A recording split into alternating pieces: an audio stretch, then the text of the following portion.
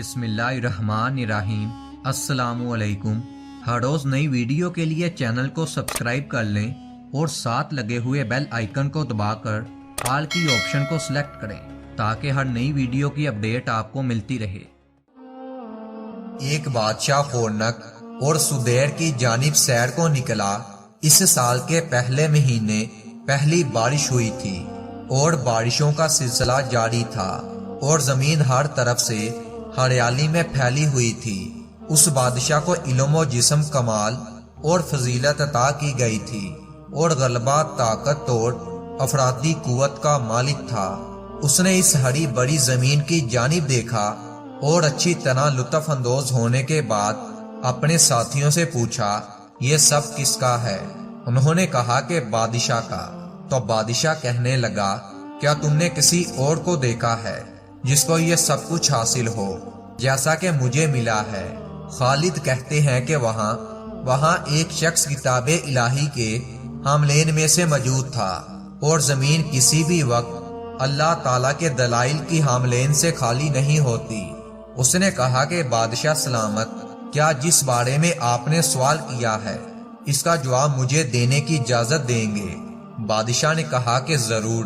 तो उस शख्स ने कहना शुरू किया, जो कुछ आप देख रहे हैं क्या हमेशा से ये आपका ही था या आपको मिरास में मिला था? बादशाह ने कहा, मुझे मिरास में मिला था।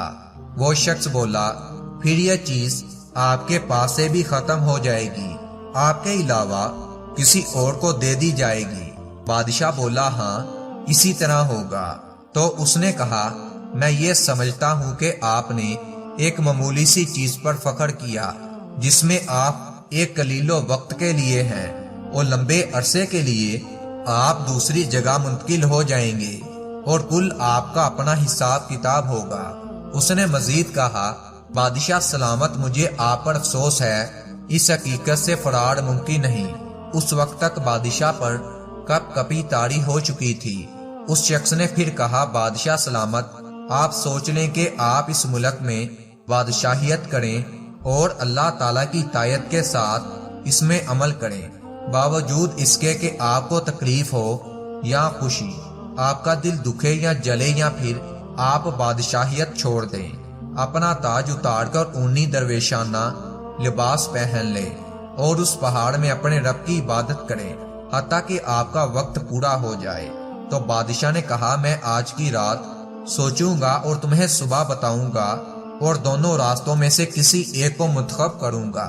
जब सुबह हुई तो बादशाह ने उस दरवेश के घर का दरवाजा खटकाया और कहा, मैंने इस पहाड़ बियाबान और तन्हाई में भटकने को चुन लिया है और मैंने पुराने कपड़े पहनकर ताज उतार दिया है। अगर तुम मेरे साथ चलना चाहते हो तो पीछे ना रहो।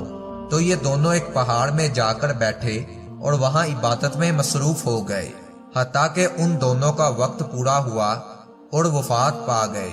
दोस्तों, समझने की बात है, जिसकी समझ में आ जाता है वो अपना रुख अल्लाह की तरफ फेर लेता है।